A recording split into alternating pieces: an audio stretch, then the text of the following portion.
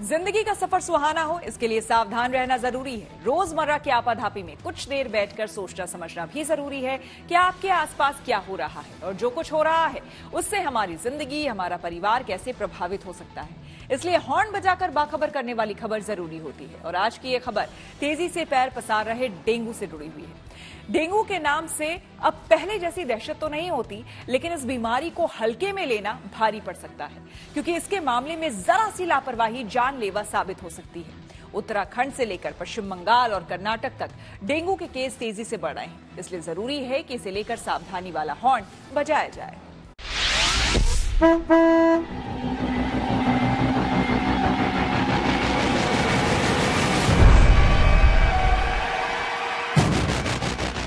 दिल्ली हो या देहरादून, गुड़गांव हो या लखनऊ, अस्पतालों के डेंगू वार्ड में मरीजों की तादाद लगातार बढ़ रही है। इनमें महिलाएं भी हैं और पुरुष भी, बड़े भी हैं और बच्चे भी। वैसे तो अस्पताल में जानलेवा डेंगू से निपटने की पूरी तैयारी है। प्रशासन भी अपनी तरफ से मुस्तैद है।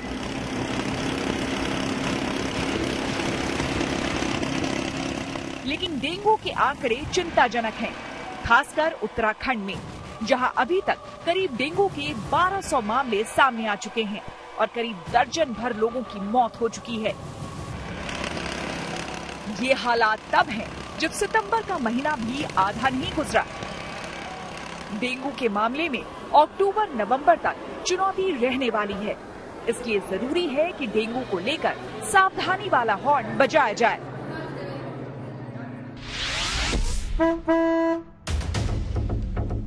दिल्ली के करीब नोएडा में डेंगू के करीब 300 मामले सामने आ चुके हैं। इसी तरह गाजियाबाद में 80 से ज्यादा मरीज हैं और गुड़गांव में डेंगू मरीजों का आंकड़ा 120 तक पहुंच चुका है। दिल्ली में नए आंकड़े नहीं आए, लेकिन अगस्त के पहले हफ्ते में ही 105 मरीज सामने आए। बिहार में 2 दिनों के अंदर 134 नए डेंगू के मामले सामने आए हैं। सबसे ज्यादा प्रभावित जिलों में पटना और भागलपुर है। कर्नाटक में डेंगू के मरीजों का आंकड़ा करीब 7,000 तक पहुंच गया है। अकेले बेंगलुरु में मरीजों की संख्या करीब 4,000 हो चुकी है। चिंता उत्तराखंड में भी है, जहां अभी तक डेंगू के 1130 मरीज सामने आ चुके हैं। इनमें भी सबसे ज्यादा यानी 655 मरीज देहरादून में सामने आए हैं। हमारी टीमें लगातार सभी अस्पतालों में जा रही है, सभी स्तर के अधिकारी भी जा रहे हैं और हमारा मेन कंसर्न है कि किसी को भी अस्पताल में बेड जरूर मिले, जरूरत होने पे प्लेटलेट जरूर मिले और उसकी सघन मॉनिटरिंग हो, ताकि कोई ऐसा कॉम्प्लिकेशन ना हो जो उसकी हम जान न बचा पाए।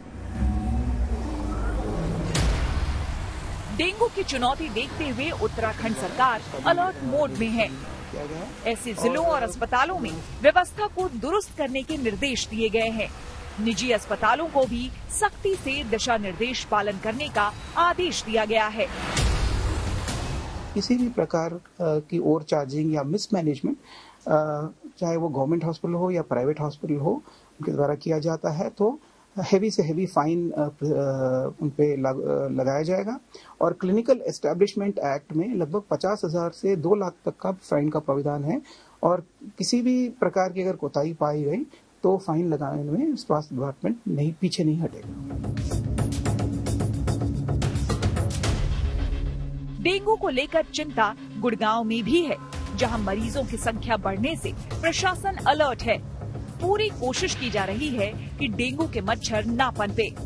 इसके लिए फॉगिंग भी हो रही है और लापरवाही बरतने वालों पर जुर्माना भी लगाया जा रहा है। असल में बारिश की वजह से हुए जल भराव के कारण डेंगू और मलेरिया वाले मच्छर पैदा होने का खतरा है।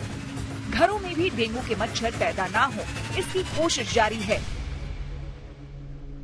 तकरीबन 16 लाख से भी क्या ऑलमोस्ट 17 लाख के करीब हमने घरों का फीवर मास सर्वे में रिपीटेड जो है वो सर्वे किया है। तकरीबन 3 लाख के करीब जो है हम ब्लड स्लाइड्स बना चुके हैं। एग्जैक्टली 2,76,000 के करीब हम ब्लड स्लाइड बना चुके हैं जो डेंगू और मलेरिया की रोकथाम के लिए। इसके साथ साथ फॉगिंग की टीमें जो हैं वो लगातार केस बेस फॉगिंग कर रहे हैं। यूपी बिहार में भी डेंगू के मामले तेजी से बढ़ रहे हैं। लखनऊ के अस्पतालों में अच्छी खासी तादाद में डेंगू के मरीज हैं और इसी तरह आजमगढ़ जैसे इलाकों में भी प्रशासन डेंगू को लेकर अलर्ट मोड पर है। जैसे हमें किसी केस के बारे में पता चलता है, तुरंत वहां पहुंच केस निरोधी एक्सरसाइज जो भी हमारी टीम को करनी होती है वो हम लोग करते हैं। साथ ही साथ हमारी टीमों के द्वारा नियमित रूप से जो है अन्य विभागों के सहयोग से ये कार्य किया जा रहा है। हमारी आशाएं घर घर भ्रमण कर रही हैं, उनको इस तरह के रिपोर्ट्स वगैरह बनाने हेतु प्रशिक्षण दिया जा चुका है।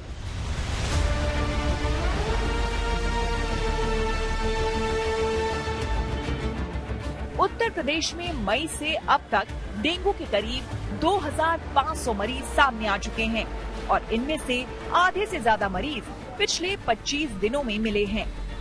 कहने की जरूरत नहीं, ये हालात चिंताजनक हैं और इसलिए सभी अस्पतालों में डेंगू के मरीजों के लिए दवा और जांच की पर्याप्त व्यवस्था की जा रही है। मुख्यमंत्री ने सभी सेंसिटिव जिलों में हर दिन सुबह सैनिटाइजेशन और शाम को फॉगिंग का निर्देश दिया है। डेंगू के बढ़ते मामलों को देखते हुए बेहद सावधान रहने की जरूरत है।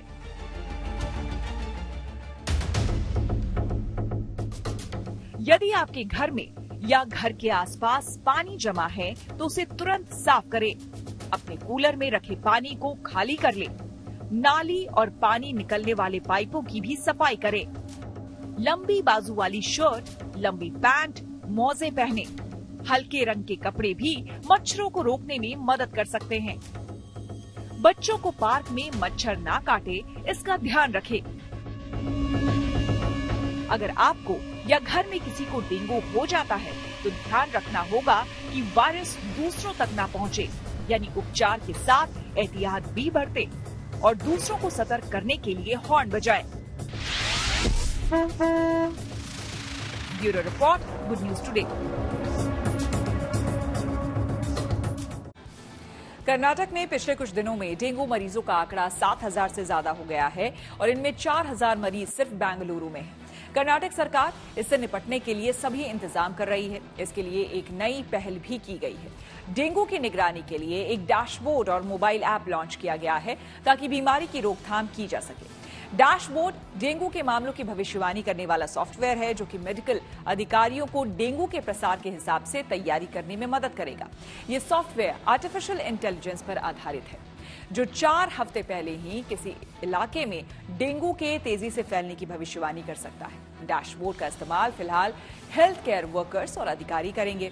मोबाइल ऐप भी डैशबोर्ड से जुड़ा हुआ है, लेकिन इसका अलग से भी इस्तेमाल हो सकता है। और डेंगू के मामलों में कौन से एहतियात जरूरी है, इस पर हमने बात की डॉक्टर एनके सिंह से। सुनिए क्या कह रहे हैं। एडिस मच्छर के काटने से जो वायरस बॉडी के अंदर फैलता है तो ये पहले 4 या 5 दिन के अंदर जो है इसका इफेक्ट कम होता है। उसके बाद में तुरंत सडनली ये पकड़ में आता है और 5 दिन के बाद में ये बॉडी के अंदर अपने आप को पूर्ण रूप से जो है इन्फेक्टेड जो वायरस है इसका वो पूर्ण रूप से अपनी पकड़ बना लेता है और बॉडी को बिल्कुल एकदम जो है जकड़ लेता है, जिसकी वजह से पेशेंट को गॉल ब्लैडर एडिमा, लीवर के ऊपर एडिमा, उल्टियाँ आना, हाई ग्रेड फीवर होना, ये कई सिम्टम्स हैं। और दूसरा प्लेटलेट्स जो है ये काफी कम कर देता है, प्लेटलेट्स वगैरह गिर जाती है जिसकी वजह से ब्लीडिंग होने के चांसेस अक्सर बढ़ जाते हैं। तो कुछ सावधानियां हैं कि ऐसे समय पे हम लोगों को पेन किलर्स कोई दवाई नहीं लेनी चाहिए। दूसरा, एक आज के टाइम में जो देखने को मिलता है वो है गूगल बाबा या यूट्यूब पर कुछ लोग सर्च करके स्वयं से ही मेडिसिन ले लेते हैं, खुद से जाकर के मेडिकल स्टोर से दवाई खरीद लेते हैं। तो ऐसे शॉर्टकट रास्तों को ना अपनाएं, कुशल चिकित्सक को दिखाएं। और अगली खबर बुजुर्ग माता पिता के साथ बदसलूकी करने वाले बच्चों से जुड़ी हुई है। संपत्ति लेने के बाद माता पिता के साथ खराब बर्ताव करने वाले बेटों को हाईकोर्ट ने सबक दिया है। आपको बता दें, 2 मामलों में बेटों को मां की प्रॉपर्टी से बेदखल करने का आदेश देकर अदालत ने एक कड़ा मैसेज भी दिया है कि बुजुर्ग माता पिता को बच्चे बोझ न समझे, उन पर जुल्म न करे।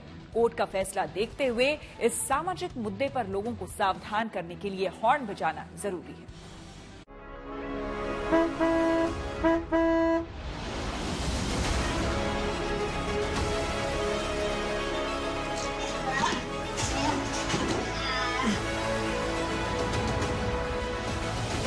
क्यों मार रहे हो? इतनी बूढ़ी औरत है, शर्म कर लो, थोड़ी शर्म कर लो। बुजुर्ग माँ बाप के साथ मारपीट या बदसलूकी की ये कोई अकेली तस्वीर नहीं। हाँ, ऐसी हर तस्वीर हमें याद दिलाती है कि समाज में बुजुर्गों के साथ क्या बर्ताव हो रहा है। जिसने पैदा किया, पाल पोस कर बड़ा किया, अंगुलियां थाम कर चलना सिखाया और जीवन भर की जमा पूंजी लगाकर पैरों पर खड़ा किया, उसी माँ बाप पर उनके आखिरी दिनों में जुल्म क्यों होते हैं? वर्षों से बड़ा सवाल रहा है। ऐसे अनगिनत बुजुर्ग हैं जिन्होंने अपनी संपत्ति अपने वारिस यानी बेटे या बेटियों को दे दी, लेकिन इस प्यार का सिला ये मिला कि वो खुद दरबदर हो गए। बोझ मानकर उन्हें उनके ही घर से निकाल दिया गया। सवाल है कि ऐसे माता पिता क्या कर सकते हैं?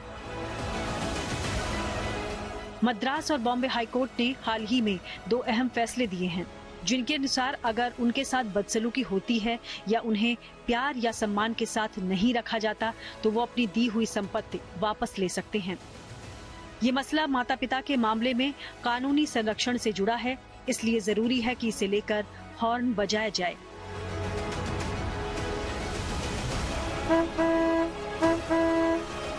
सबसे पहले आपको बताते हैं कि देश की 2 हाईकोर्ट ने माता पिता और उनकी संपत्ति के मामले में क्या अहम फैसला दिया है।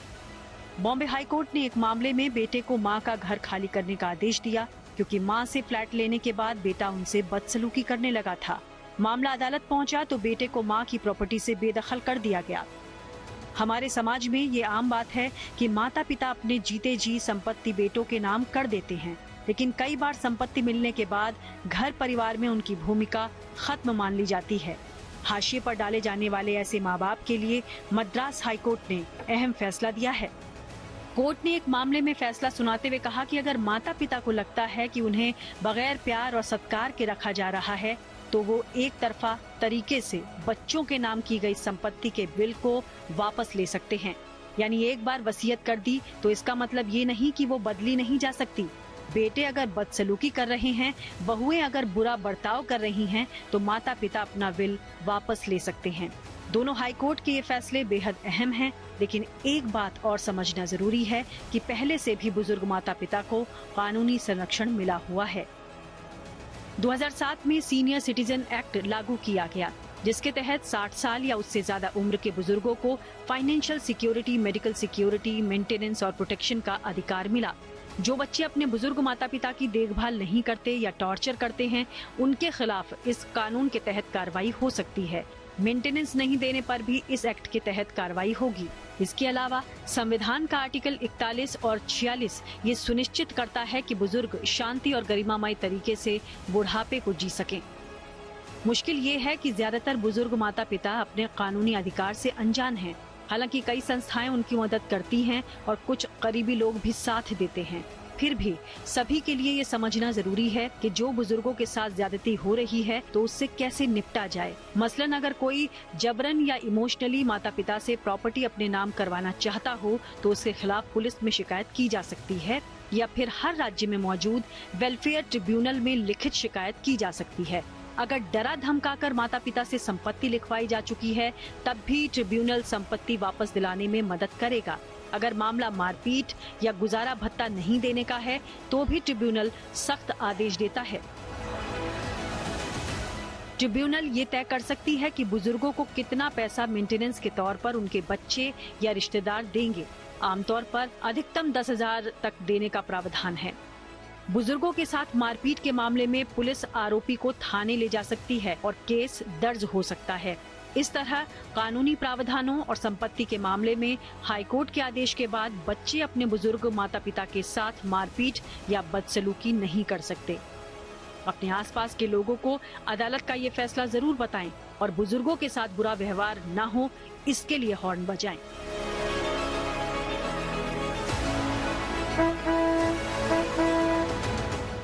Bureau report, good news today.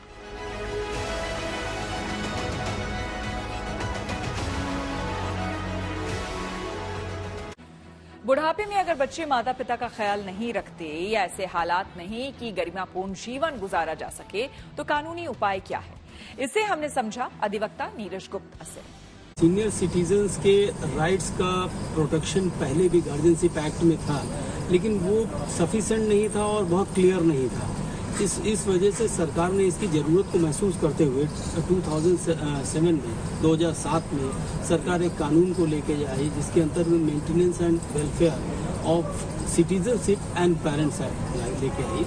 उसमें ना केवल पेरेंट्स मतलब माता पिता ही कवर्ड हैं, बल्कि सीनियर सिटीजन जिनके बच्चे अपने नहीं हैं वो भी कवर्ड हैं। और इस एक्ट के अंतर्गत सरकार ने ये व्यवस्था की, जो भी पेरेंट्स या सीनियर सिटीजन एलिंग हैं, जिनको अपनी भरण पोषण के लिए जिनके पास व्यवस्था नहीं है या वो अपने को कॉम्पिटेंट नहीं पाते, कैपेबल नहीं पाते कि अपनी देखरेख का, खाने पीने का और व्यवस्था का कर सके, ऐसे केस में उनको एक व्यवस्था दी इस एक्ट के अंतर्गत सेक्शन 5 में कि वो एक एप्लीकेशन ट्राइब्यूनल के पास मूव कर सकते हैं और ट्राइब्यूनल उस एप्लीकेशन का 90 दिन के अंदर निस्तारण करेगी और निस्तारण करके उनका जो भी मेंटेनेंस की जरूरत है उसको फिक्स करेगी। और अगर फिक्स करने के बावजूद अगर बच्चे हैं या जो भी जिनको भी देना है, जिनके ऊपर लायबिलिटी है, वो अगर नहीं दे पाते हैं तो उनके बच्चों के अगेंस्ट वारंट इशू करके और उसकी रिकवरी भी करें। अब रुक करते हैं प्रगति मार्ग का, जहां ऐसी खबरें हैं जो कि देश की तरक्की, प्रगति और लोगों की काबिलियत दिखाती है। इसी कड़ी में आज बात होगी कोटा की, जहां स्टूडेंट्स स्ट्रेस और डिप्रेशन से परेशान हैं। इन्हीं तमाम छात्रों का मनोबल बढ़ाने के लिए मोटिवेशनल स्पीकर जया किशोरी खुद कोचिंग सिटी पहुंची, जहां उन्होंने छात्रों को स्ट्रेस फ्री जीवन का मंत्र दिया। कि अपने ड्रीम्स को भी फॉलो करना है, बच्चे होने का मतलब अपने ड्रीम को खत्म करना नहीं होता है, ये हमने समझ लिया। पर हमारे पेरेंट्स ने अपने ड्रीम्स को मान कर हमको खुशी से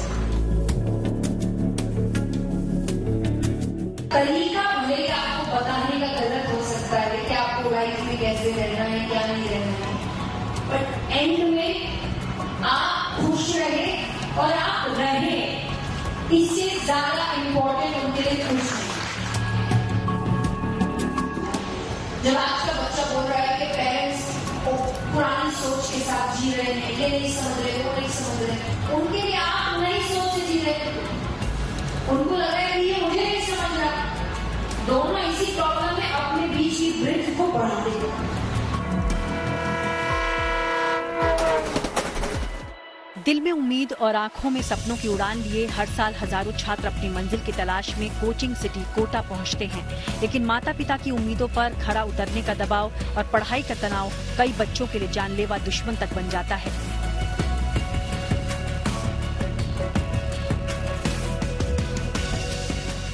कोटा में पिछले कुछ महीनों में एक के बाद एक छात्रों की आत्महत्या ने सबको हिला दिया है, कई गंभीर सवाल खड़े कर दिए हैं। ऐसे में अब इन छात्रों का करियर संवारने और उनके तनाव को कम करने के लिए मोटिवेशनल स्पीकर जया किशोरी उनके बीच पहुंची। उन्होंने मोशन एजुकेशन के द्रोणा 2 कैंपस में एक टॉक शो के दौरान बच्चों का मनोबल बढ़ाने के लिए कुछ महत्वपूर्ण मंत्र दिए। उनको सामना करना आपको दुनिया का डर होना चाहिए, अपने माँ बाप से कैसा डर, अगर कुछ इधर तो हो भी गया तो वो अकेले तो है, इनकी थप्पड़ भी खा के लोगों को कोई दिक्कत नहीं है। क्या करेंगे, ज्यादा से ज्यादा 2 थप्पड़ खा लेंगे तो कोई हो गया, खा लेंगे भाई, अपना घर है, अपने माँ बाप है, दूसरे के माँ बाप थोड़ी है। 2 थप्पड़ मार के वही आके वापस रोएंगे आपके पास कि मुझसे गलती हो गई। तो प्लीज ध्यान रखिए, आपके माँ बाप से ज्यादा आपसे प्यार। तो अगर आप लड़के आ भी गए, आप यहाँ सक्सेसफुल नहीं भी हुए, आप आराम से उनका सामना कर सकते हैं, कोई और चीज ट्राई कर सकते हैं। तो ज्यादा से ज्यादा कुछ समय के लिए नाराज होंगे, डांटेंगे, फिर ठीक हो जाए। तो क्या हो जाएगा? सिर्फ छात्रों को ही नहीं, जया किशोरी ने पेरेंट्स को भी बच्चों के प्रति नरम रवैया अपनाने की सलाह दी। जिस दिन जॉब लग जाएगी तब बहुत 10 बातें सुनेगा, चुपचाप मुंह नीचे करके सुनते रहोगे और तब याद आएगी कि कैसे माँ बाप की एक बात भी नहीं सुन रही थी। तब ये माँ बाप आपको याद करेंगे। सुन लो 2 बार, क्या हो जाएगा? इतना कुछ किया है जिंदगी भर आपके लिए, उनकी 2 बार डांट सुन ली, लेकिन क्या हो जाएगा? ये याद रखें कि बाहरी तौर से डांट रहा है, अंदर से तो ये भी मेरे बिना नहीं रह सकता। उम्मीद यही है कि आने वाले वक्त में पढ़ाई को लेकर बच्चों का दबाव कम होगा और छात्र बिना किसी स्ट्रेस के कामयाबी के शिखर तक पहुंचेंगे। कोटा से चेतन गुर्जर के साथ bureau report, good news today. अगली खबर भी कोटा से जुड़ी है। आपको बता दें कि कोटा शहर अमूमन इंजीनियरिंग और मेडिकल कोर्सेज की प्रवेश परीक्षाओं की तैयारी कराने वाले कोचिंग सिटी के तौर पर जाना जाता है, लेकिन उसे अब एक नई पहचान मिल गई है। कोटा में बना चंबल रिवर फ्रंट अब सैर सपाटे की बड़ी जगह बनने को तैयार है।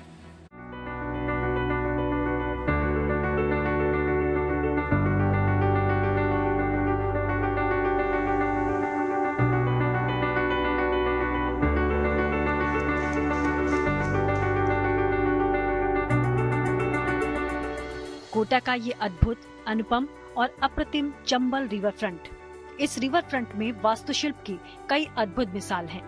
वहीं वसुधैव कुटुंबकम थीम पर तैयार इस रिवर फ्रंट में 22 घाट हैं, जिनकी अपनी अलग अलग कहानी है। आप देख सकते हैं मेरे पीछे चंबल नदी फ्रंट है और यहाँ पर सरकार के मुताबिक 1442 करोड़ रुपए की लागत से इस रिवर फ्रंट को बनाया गया है। सरकार का दावा है कि ये जो फ्रंट है ये यहाँ पर पर्यटन को बड़े तरीके से बूस्ट करेगा। आप देखिए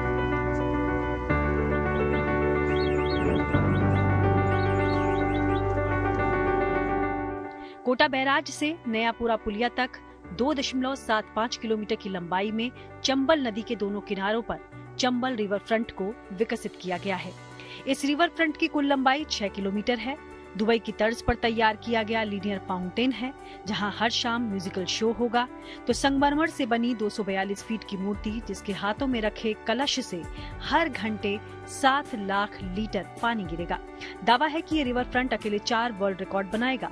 करीब 5.5 किलोमीटर एरिया में फैले इस रिवर फ्रंट के एक हिस्से पर जवाहर घाट है, जहां नेहरू जी का गन मेटल से बना मुखौटा लगाया गया है। ये फेस मास्क 12 मीटर ऊंचा और 3 मीटर चौड़ा है। वहीं नंदी घाट पर जोधपुर पत्थर से 1000 टन वजनी 15 फीट चौड़ी और 20 फीट ऊंची नंदी की प्रतिमा लगाई गई है। इसके अलावा ब्रह्मा घाट पर सबसे बड़ी घंटी बनाई गई है, जिसके दुनिया की सबसे बड़ी घंटी होने का दावा किया जा रहा है। बताया जा रहा है कि इस घंटी की आवाज 8 किलोमीटर दूर तक सुनाई देगी।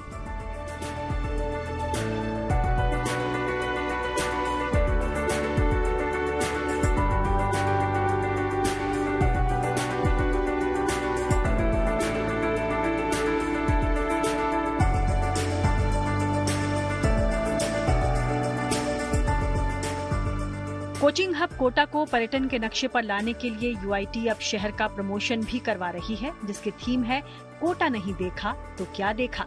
इसके लिए बॉलीवुड स्टार दीपिका पादुकोण और रणवीर सिंह 1 साल के लिए ब्रांड एम्बेसडर भी बनाए गए हैं। कोटा से देव अंकुर वधावन और चेतन गुर्जर के साथ bureau report, good news today. News पथ के सफर में आगे पब्लिक होर्डिंग पर यूपी के बुंदेलखंड से जुड़ी एक अच्छी खबर है। योगी सरकार ने नोएडा की तर्ज पर बुंदेलखंड में नया इंडस्ट्रियल टाउनशिप विकसित करने की बड़ी योजना तैयार की है। आपको बता दें कि इसके लिए उत्तर प्रदेश कैबिनेट ने बीडा यानी कि बुंदेलखंड इंडस्ट्रियल डेवलपमेंट अथॉरिटी बनाने के प्रस्ताव को मंजूरी दी है। बुंदेलखंड इंडस्ट्रियल डेवलपमेंट अथॉरिटी के गठन के लिए 5000 करोड़ रुपए की व्यवस्था की गई है। इसके अलावा मुख्यमंत्री की new industrial area promotion policy के तहत 5000 करोड़ रुपए का लोन दिया जाएगा। बुंदेलखंड इंडस्ट्रियल डेवलपमेंट अथॉरिटी के तहत नोएडा की तर्ज पर झांसी में एक नई इंडस्ट्रियल टाउनशिप बनाई जाएगी। इस परियोजना के पहले चरण में झांसी के 33 गांवों की 35,000 एकड़ जमीन का अधिग्रहण किया जाएगा। ये 33 गांव झांसी ग्वालियर रोड और झांसी बबीना ललितपुर रोड के बीच बसे हुए हैं। राज्य के वित्त मंत्री सुरेश खन्ना ने बताया कि 1976 में नोएडा अथॉरिटी के गठन के 47 साल बाद ये पहला मौका है जब राज्य सरकार ने एक नए प्रौद्योगिक नगर की स्थापना का फैसला किया है। उन्होंने कहा कि बुंदेलखंड इंडस्ट्रियल डेवलपमेंट अथॉरिटी का मुख्यालय झांसी में होगा और इसके बनने से राज्य के सबसे पिछड़े इलाकों में शामिल बुंदेलखंड का चौतरफा विकास होगा और लोगों को रोजगार के नए अवसर भी मिलेंगे। Bundelkhand industrial development authority Jhansi के अलावा बुंदेलखंड के दूसरे जिलों को भी विकास की मुख्यधारा में जोड़ने का काम करेगी। 2024 के लोकसभा चुनाव से पहले राज्य के सबसे पिछड़े इलाकों में शामिल बुंदेलखंड के विकास पर योगी सरकार का विशेष ध्यान है। राज्य के औद्योगिक विकास मंत्री नंद गोपाल गुप्ता के मुताबिक बुंदेलखंड प्रोजेक्ट के लिए अगले 6 महीनों में जमीन अधिग्रहण का काम पूरा हो जाएगा। न्यूज पथ के सफर में अब सोशल अड्डा पर थोड़ा सा रुकते हैं और आज के मुद्दे पर लोगों की राय जानते हैं। सोशल अड्डा में आज का मुद्दा दिल्ली से जुड़ा है। G20 समिट के लिए सजाई और सवारी गई दिल्ली आगे भी खूबसूरत नजर आए, इसके लिए सभी तरह की सजावट को बरकरार रखने का फैसला लिया गया है। लेकिन बिना जन भागीदारी के इस खूबसूरती को बनाए रखना बड़ी चुनौती भी है। ऐसे में एनडीएमसी ने कई इलाकों में सुरक्षा गार्ड की तैनाती की है ताकि G20 समिट के दौरान लगाए गए साजो सामान को कोई नुकसान न पहुंचे।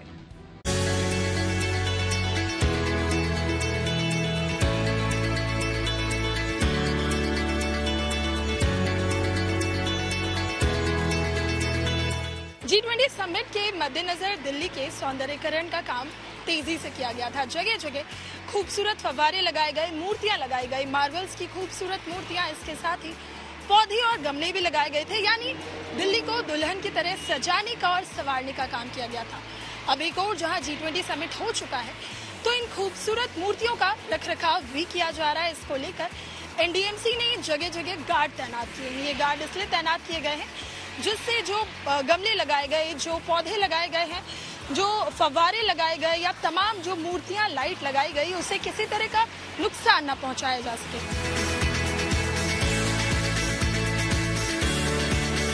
कब से हैं आप यहाँ पर और कितने शिफ्टों में काम करते हैं? 3 शिफ्टों में काम करते हैं। 8-8 घंटे की शिफ्ट होती है। 3 महीने से तैनात हैं पहले से, और अभी तक अगले आदेश तक मान्य होगा हमारा। अच्छा, एनडीएमसी की तरफ से आप लोगों को क्या कहा गया है कि यहाँ पर खड़े होकर क्या करना है?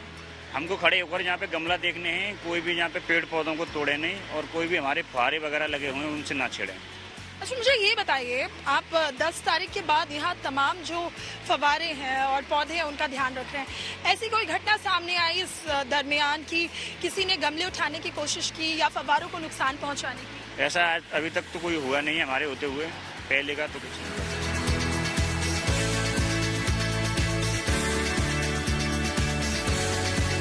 हमने जो एक स्टैंडर्ड मेंटेन किया है G20 के समय, और हम चाहते हैं कि एनडीएमसी जनता के सहयोग से, जन भागीदारी से एज इट इज स्टैंडर्ड को मेंटेन रखें। और हम इसलिए किसी भी चीज़ को डिस्प्लेस नहीं कर रहे हैं। हमारे जो गमले हैं उनको भी कुछ लोकेशंस को हम चेंज करेंगे, लेकिन हम चाहते हैं कि ये पूरी की पूरी ब्यूटिफिकेशन है वो एज इट इज़ रहे। और इसमें लोगों का सहयोग भी हमको चाहिए, लेकिन कुछ लोग ऐसे हैं जो इसमें जो अनुशासनहीनता करते हैं, चीज़ों को ठीक से नहीं रखना चाहते हैं, तो उसके लिए हमारे जो सिक्योरिटी गार्ड हैं जो हमने पहले लगाए थे, कुछ लोकेशंस हैं जैसे सदा पटेल मार्ग है, कनॉट प्लेस है, इन जगहों पर सम्राट होटल के पास है, जहां हमने स्कल्पचर्स लगाए हैं, बहुत सारे हमारे फाउंटेन्स हैं, कलरफुल फाउंटेन्स हैं, इन सबको नुकसान ना पहुंचे और लोगों को आदत भी पड़े। इसलिए ये पूरी की पूरी जो सुरक्षा व्यवस्था है इसको हम लगातार इंटैक्ट रखेंगे, और धीरे धीरे लोगों को आदत पड़ जाएगी तो उसके बाद उनको हटाया जा सकता है।